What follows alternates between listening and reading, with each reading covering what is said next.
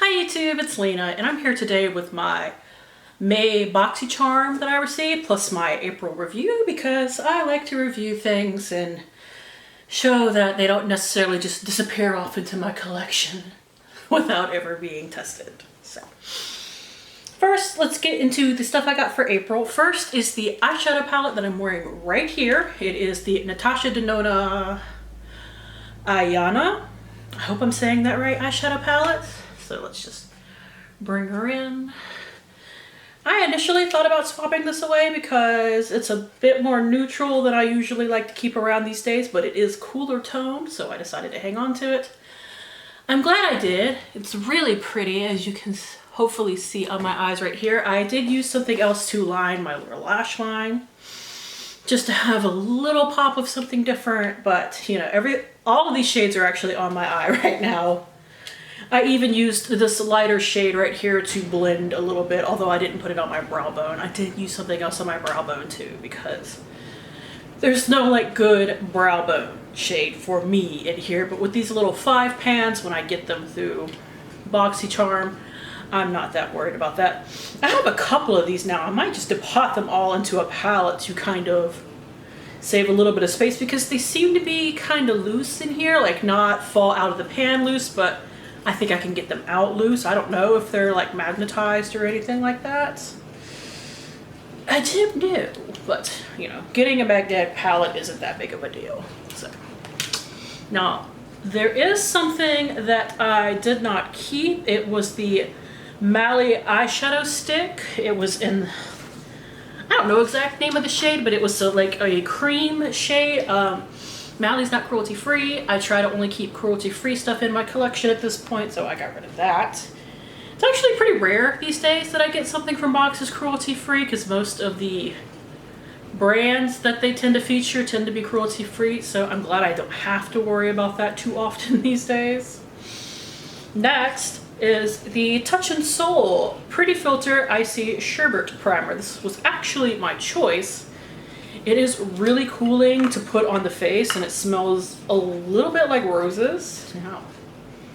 Yeah, it definitely smells like roses. It's got a kind of interesting texture there, like it's silicone-y but thicker, which you would think might feel heavy on the skin, but it really doesn't. So it does help keep my makeup on. It's a little more on the mattifying side, I find. Maybe it's just because of the silicone texture to it, but I really enjoyed it. I wish something this thick, I don't know what other kind of packaging you could use for it, but this is a little bit bulky, but you know, it is what it is. Next is something I wore in a video recently that I will link down below, but it is the Lara Geller. I didn't write exactly what kind of lipstick it was in here, but it's like a specific name to it that I'll insert. But the name of the shade is Broadway Plum. Not necessarily something that I would send this time of year as far as a lipstick is concerned. A bit on the darker side for something you'd get in April, but I mean, it's really pretty. I like the little embossing on the packaging as well, if you can see it. Like just a nice little touch right there. It's a pretty lipstick. I enjoyed it. I'm happy to have it. And finally was the palette that I know not everybody enjoyed. It's from a less expensive brand. It is the Kinder Beauty Kinderglow highlighting palette.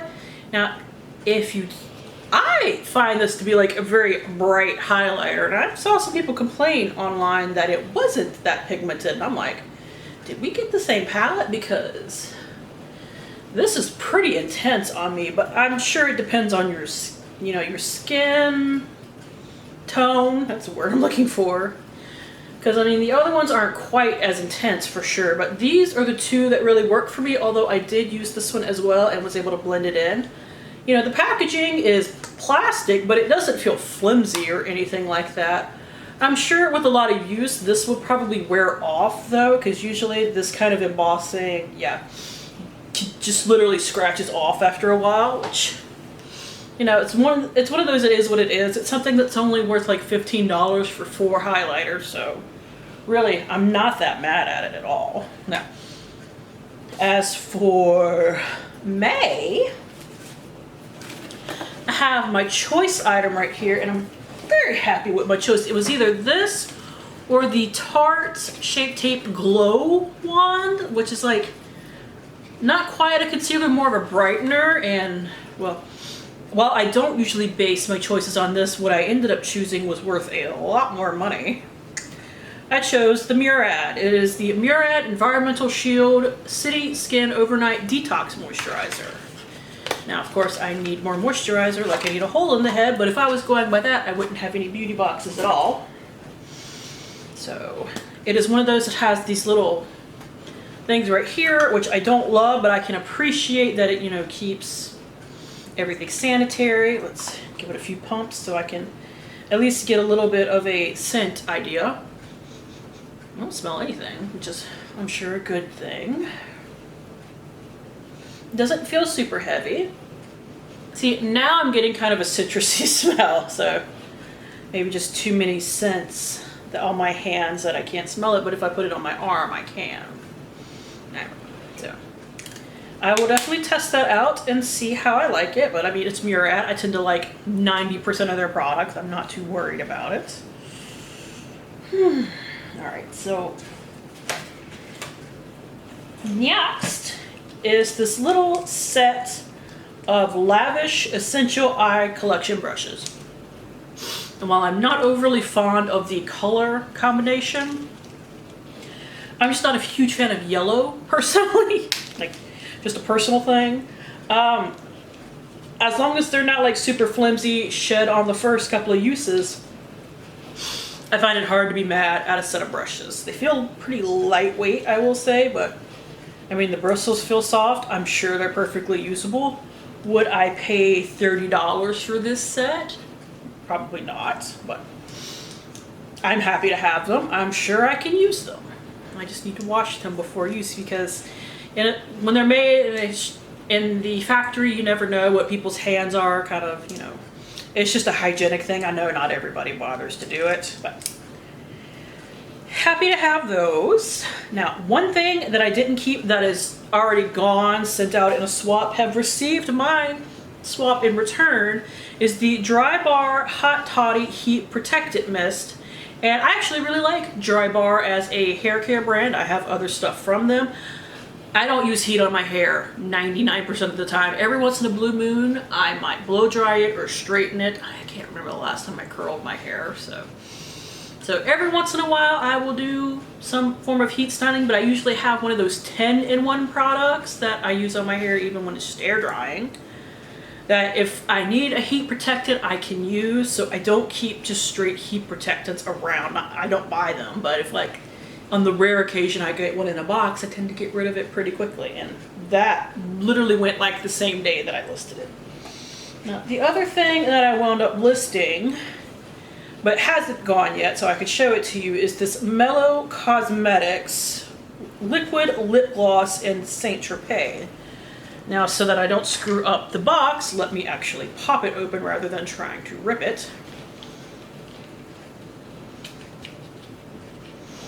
Come on, you can do it. There we go. No, nothing wrong with getting a lip gloss, but just not my color. Like, if I go for a nude, I want something with a little bit more pink to it. Just something that I find a little more flattering. A little bit more pink, a little bit more mauve, a little bit more something than just brown. Now, this has a little bit of pink to it, but I like a little bit more, so. I know with a gloss you can usually get away with colors that don't quite suit you, because usually they're not super pigmented, but I didn't want to try it out and then find that it was like one of those super pigmented glosses. So it's listed on mysubscriptionaddiction.com. I'm sure it will eventually go to somebody that I'm sure will enjoy it aplenty. And finally, I got the Cab Cosmetics eyeshadow palette. It's technically called the Day and Night eyeshadow palette. There it is. So, while it is a more neutral palette, I do like the shade selection in there. I mean, I call this a more neutral palette, but I'm sure some people find this like pretty gosh darn colorful. I've seen swatches online because I follow the Reddit thread of Boxycharm to see what everybody else gets.